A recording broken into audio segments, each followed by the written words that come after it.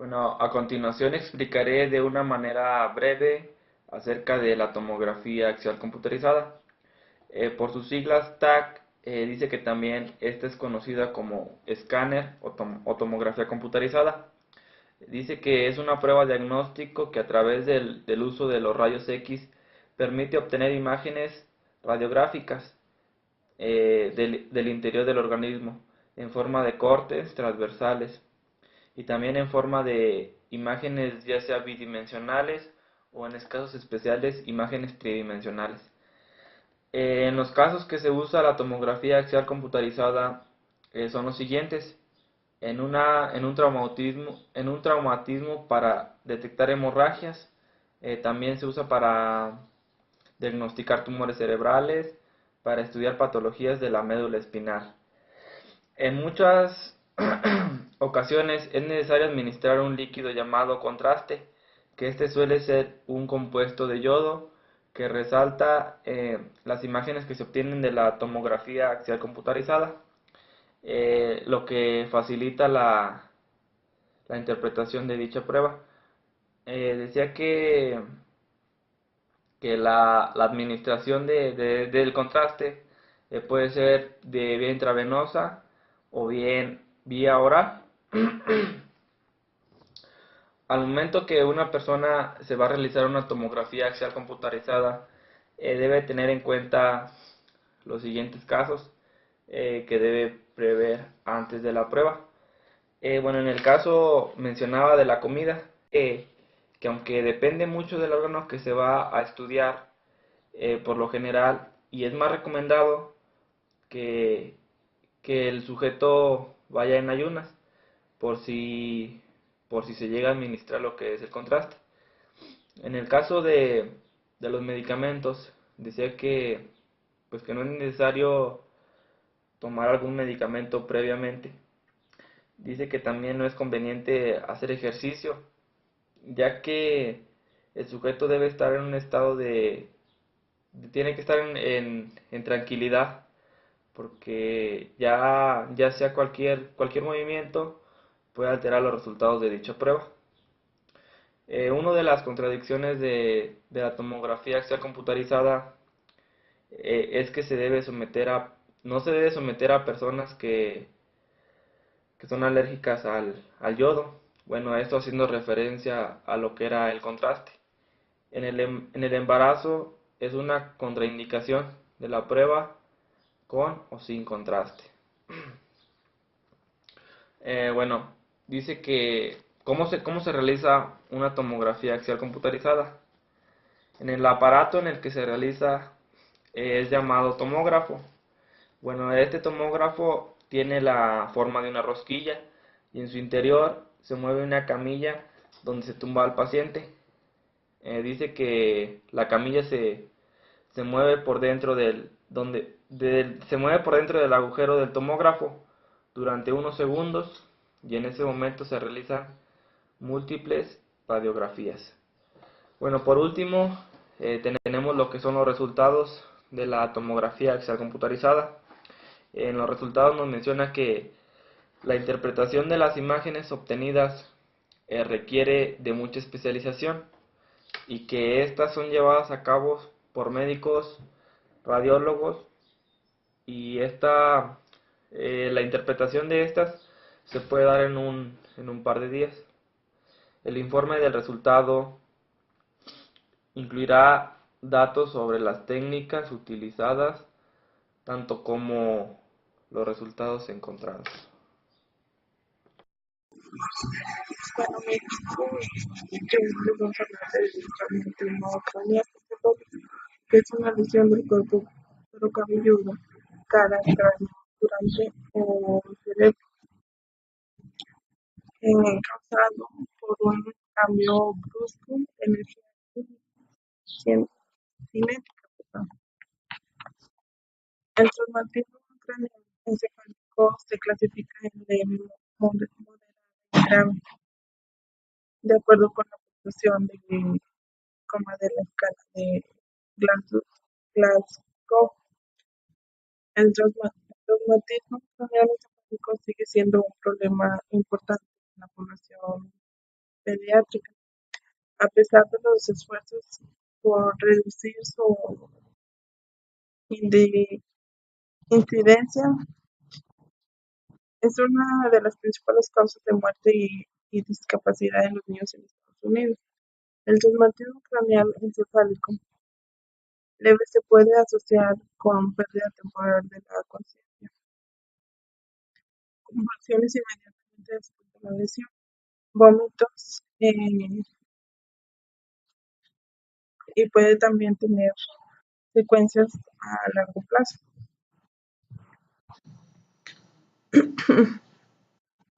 La tomografía axial computarizada, que se puede abreviar TAC, es el método de elección por la información que proporciona en la valoración del paciente con traumatismo craneal encefálico. Estos estudios nos permiten poder examinar el cráneo, o sea, con más precisión y detalle que la radiografía convencional. Tienen la capacidad de diferenciar de lo que es parénquima, sangrado extra o intracerebral.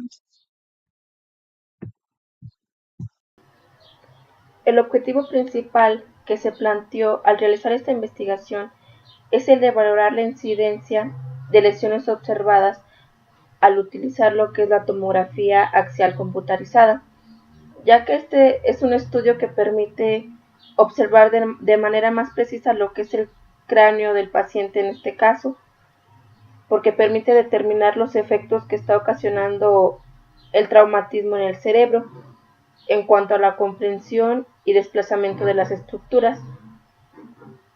Este estudio se realizó en las primeras 24 horas en pacientes pediátricos que presentan traumatismo craneoencefálico leve.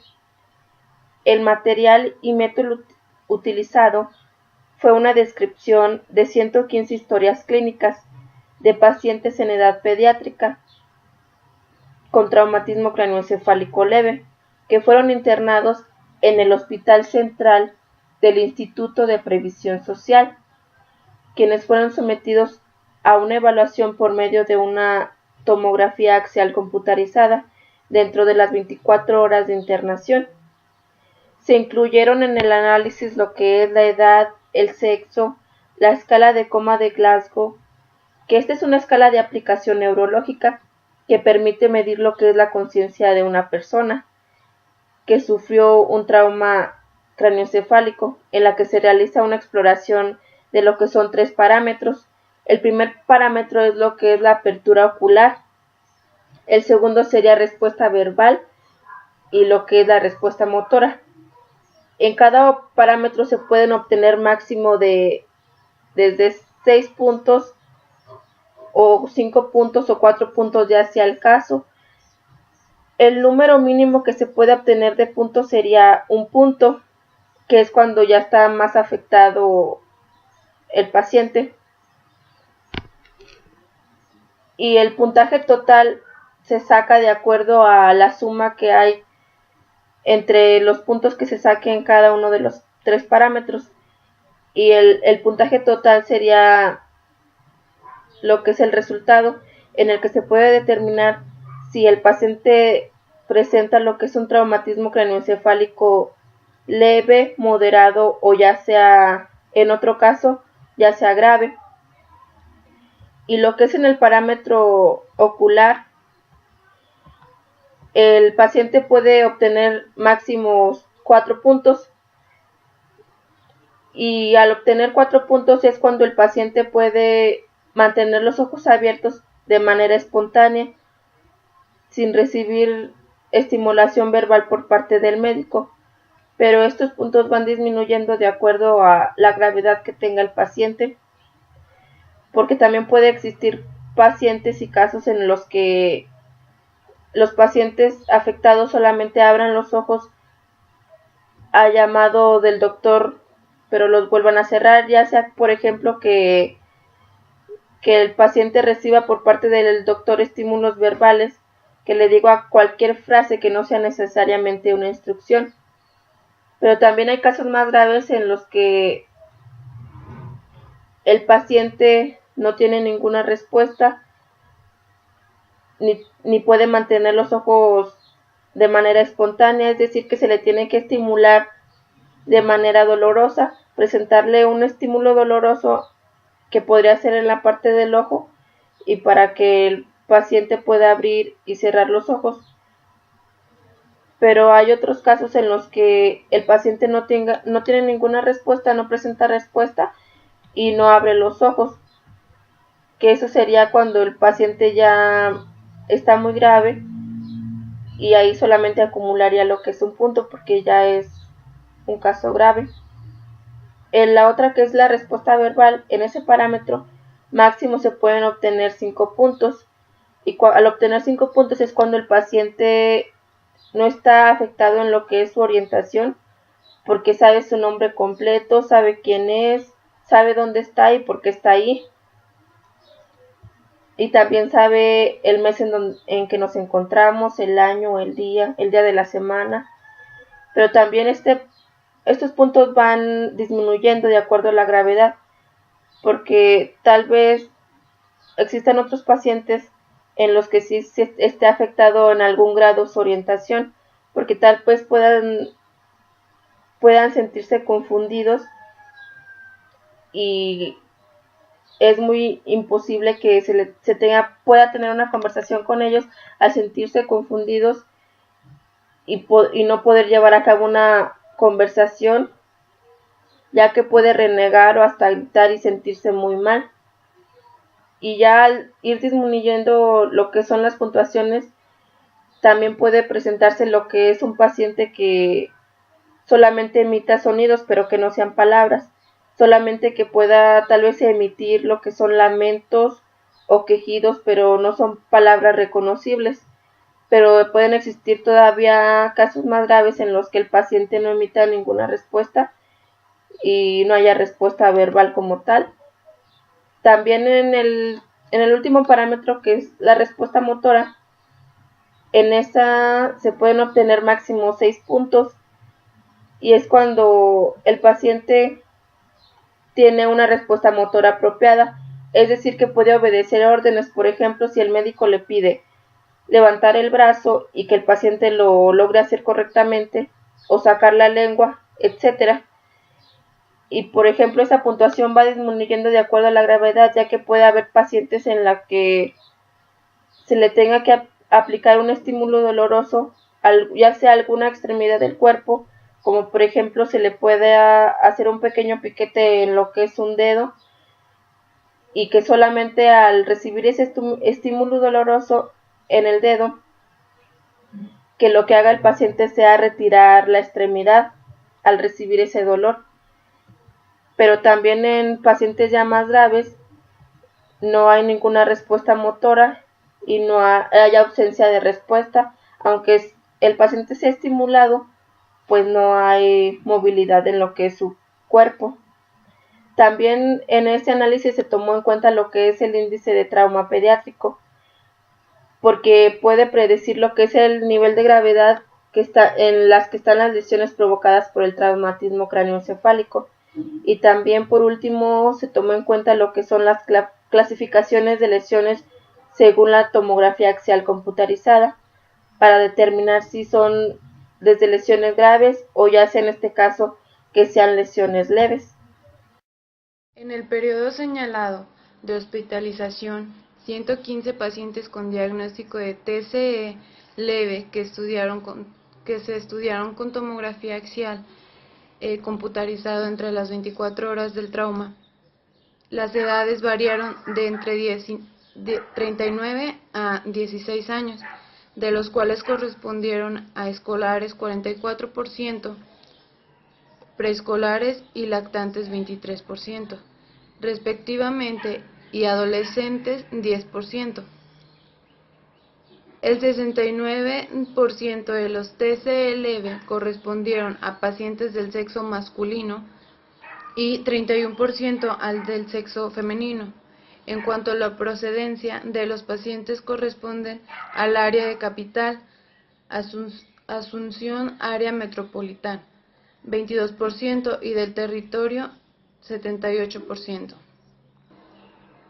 Se clasificaron a los pacientes con el índice de trauma pediátrico, correspondiendo el 77% de los mismos a valores de ITP por encima de 9, entre 12 y 3%, a ITP entre 7 a 8.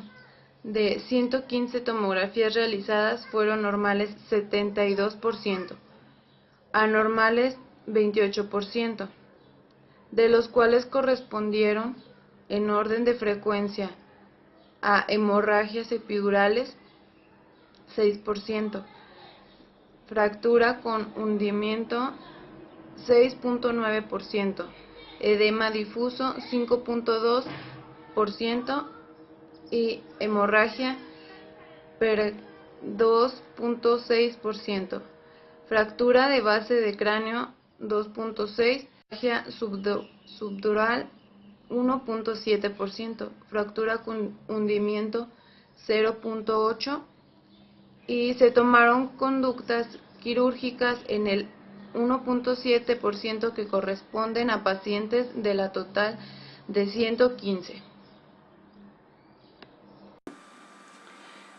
Bien, dicho ya lo anterior por mis compañeros, hemos analizado lo que fue primeramente una tomografía axial computarizada, desde sus bases, sus orígenes, hasta hoy en día lo que es, y como tal, en esta investigación de casos, enfocada más bien a lo que son los traumatismos craneoencefálicos leves. En fin, en esta investigación de casos se llegó a la conclusión de que en el caso de los hombres las patologías siguen continuamente severas, a diferencia de las mujeres.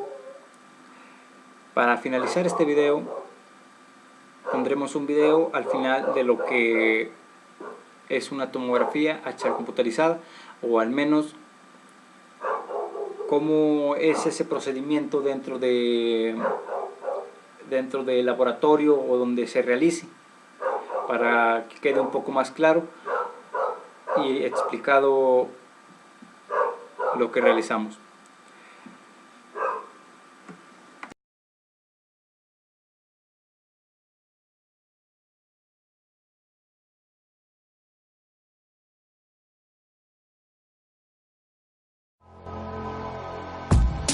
Medios de contraste. Los medios de contraste son elementos de uso regular en exámenes médicos que implican resultados con imágenes, por ejemplo rayos X, resonancia magnética nuclear y en este caso tomografía. Esta sustancia no es un tinte, solo resalta zonas internas del cuerpo, haciéndolas más visibles en el momento de la evaluación. Se conducen al organismo de diferentes maneras. Algunos son ingeridos, otros son administrados vía intravenosa o son aplicados en forma de enema rectal. Después del examen, los medios de contraste son absorbidos por el cuerpo sin causar daños, siendo expulsados por medio de la orina. Los radiólogos, los tecnólogos de radiografía y las enfermeras del servicio de tomografía de la Clínica Medellín estamos dispuestos a responder cualquier pregunta que tengas sobre el examen que se te va a realizar o sobre el medio de contraste que te vamos a aplicar.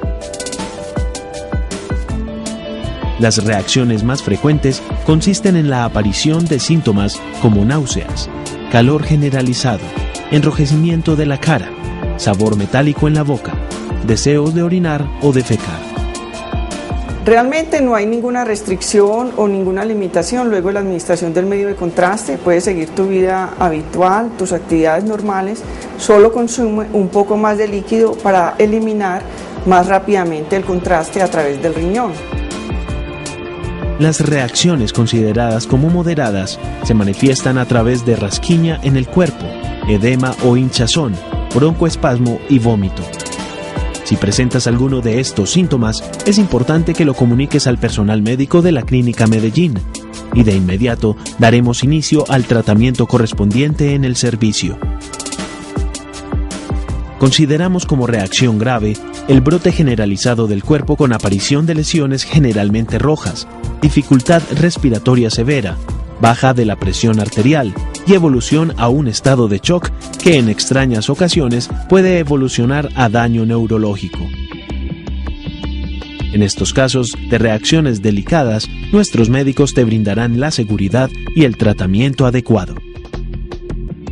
Recuerda que cualquier síntoma inusual o de malestar durante el examen debes comunicarlo a nuestros profesionales, pues nuestro objetivo es brindarte un servicio seguro, confiable y sin complicaciones que aporten a tu médico tratante herramientas para el diagnóstico.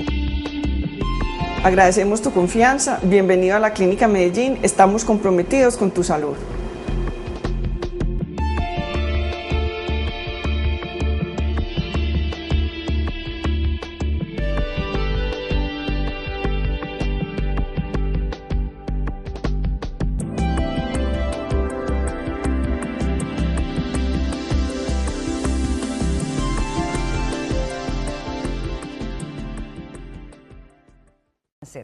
Según un nuevo estudio, miles de personas que se sometieron a estas pruebas de diagnóstico a la larga van a desarrollar cáncer a causa de la radiación que recibieron durante el examen. Hablamos con nuestro experto médico para aclarar todas esas dudas al respecto y ponerlo en perspectiva. Las tomografías computarizadas o CAT scans son comunes en la medicina moderna, ya que les permiten a los médicos ver dentro del cuerpo y eliminan la necesidad de cirugías exploratorias. Pero un nuevo estudio encontró que muchas veces se ignoran los peligros que este examen diagnóstico puede representar.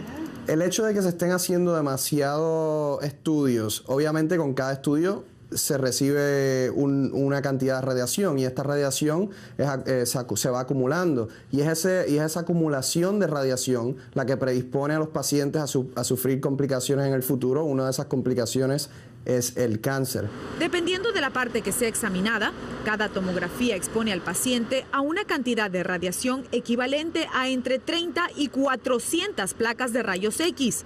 El estudio encontró que en los Estados Unidos se realizan unas 72 millones de tomografías al año, algo que en el futuro podría provocar unos 29,000 casos de cáncer y hasta 15,000 muertes debido a esta radiación excesiva. Lo que se encontró es, número uno, que se hacen demasiada cantidad o un número muy alto de estos CT scans en los Estados Unidos al año. Se encontró también que la radiación que recibe un paciente de hospital en hospital o de clínica en clínica con el mismo estudio es distinto y no debe ser así. Aún así, el doctor Rivera aclara que la tomografía no puede ser vista como un enemigo, pues también ha ayudado a salvar vidas. Y es importante que no nos vayamos al otro extremo de no utilizarla, porque es una tecnología que ayuda mucho para el diagnóstico y el tratamiento de diferentes enfermedades.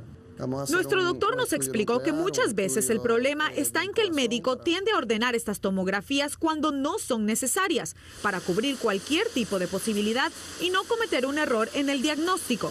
Es por esto que su consejo principal es establecer una relación con un doctor al que se le tenga plena confianza. Que no esté mandando uno de estos estudios cada vez que el paciente se queja de, por ejemplo, dolor de cabeza, dolor de pecho, dolor en una pierna. La primera reacción nunca debe ser recurrir a estas pruebas más avanzadas. Además, debe hacerle a su médico las siguientes preguntas. Primero, ¿es una tomografía completamente necesaria? ¿Cuál es el nivel de experiencia del personal que va a realizar esta prueba? ¿Y cómo va a cambiar el tratamiento dependiendo de los resultados de este CAT scan? Recuerde que usted tiene todo el derecho de cuestionar a su médico. Después de todo, se trata de su salud. Mari Gamarra, Telemundo.